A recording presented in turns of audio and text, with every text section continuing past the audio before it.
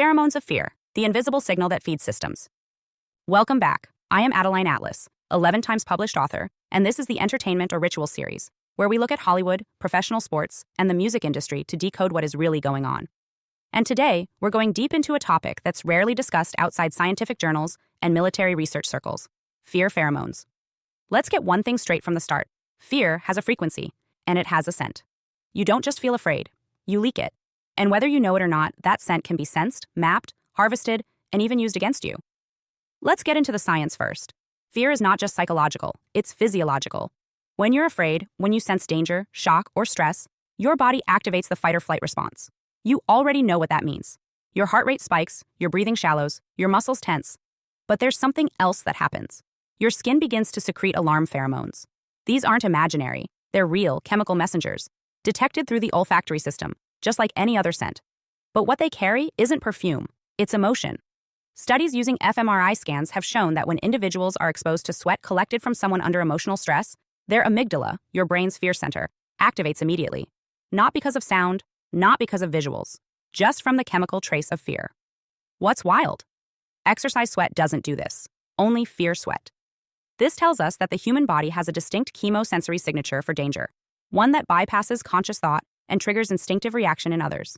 It's primal, it's invisible, but it works. It's called an alarm pheromone, and it's been documented across the animal kingdom for decades. Bees release them when under attack. Fish release them when injured. Rodents emit them when threatened. And humans, we're doing it too. Silently, constantly, especially in overstimulated environments. Now here's where it gets deeper. These alarm pheromones don't just warn others, they condition environments. That means when enough people are afraid in the same space, that fear saturates the air. It doesn't disappear when the event ends. It lingers. It soaks into the walls, the seats, the frequency of the room.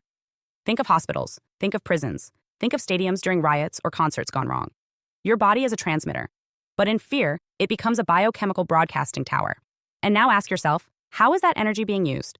Because if you're leaking cortisol, adrenaline, and alarm pheromones, and someone knows how to read, track, and stimulate those reactions, they can control your state, your decisions, your energy. Not metaphorically, biologically. This isn't conspiracy, it's military-grade research. The Department of Defense has studied human alarm pheromones for crowd control. Marketing firms use biometric data, including stress signals, to test how people react to trailers, commercials, political campaigns.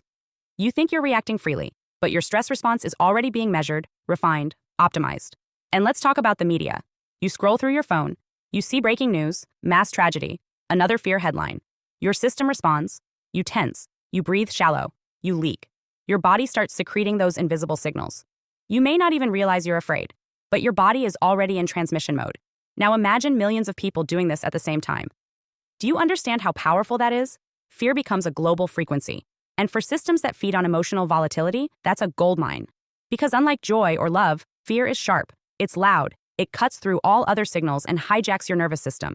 It makes you programmable, it makes you compliant, and most dangerously, it makes you contagious. Yes, fear is contagious. Not just emotionally, but chemically. The smell of fear can affect people around you. It spreads, it sinks into the environment. It shifts behavior. And when this happens at concerts, in movie theaters, in protest crowds, or even online during a mass media panic, it creates an energetic field that is harvestable, valuable. Think about this. A haunted house doesn't need to touch you to terrify you. They just need your nervous system to respond.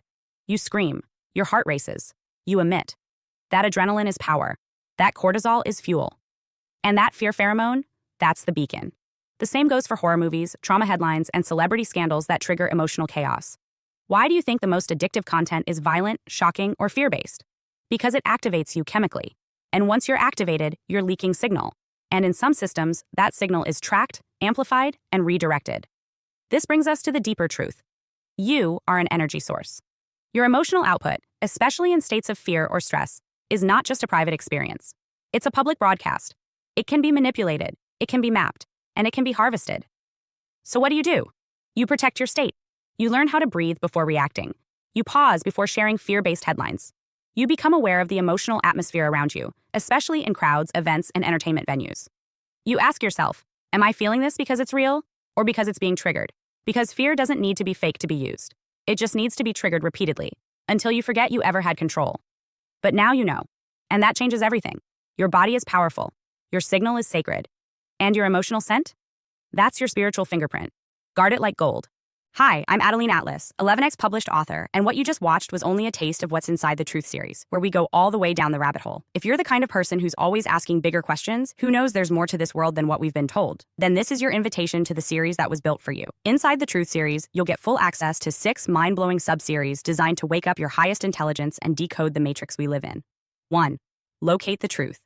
Learn how to actually research, not just what to search, but how to verify, cross-reference, read declassified files, and protect your own mind from weaponized misinformation. This is truth-seeking, decoded.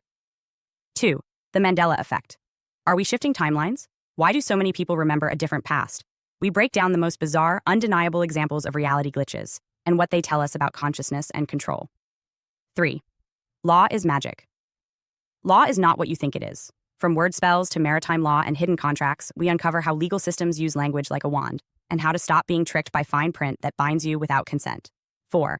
Entertainment or ritual. The Hollywood and music industries are not just for entertainment. From Super Bowl rituals to Grammy stage symbolism, we decode what's really being shown, who it serves, and why mass consciousness is the target. 5. Decoding dystopia. Ever wondered why dystopian fiction feels prophetic? In this subseries, we decode popular films and books, Hunger Games, 1984, Black Mirror, to reveal the hidden blueprints and predictive programming behind the plot. 6. MK Ultra plus mind control programs. This one gets deep. From real MK Ultra documents to modern symbolism in media, we expose how mind control operates in plain sight and how to free yourself from manipulation you didn't even know was happening. And that's just the beginning. If this resonated with you, click the links below and join us inside the Full Truth series, because the more you know, the harder you are to control. This is your awakening. We don't just ask questions, we find answers. Let's go all the way down the rabbit hole together.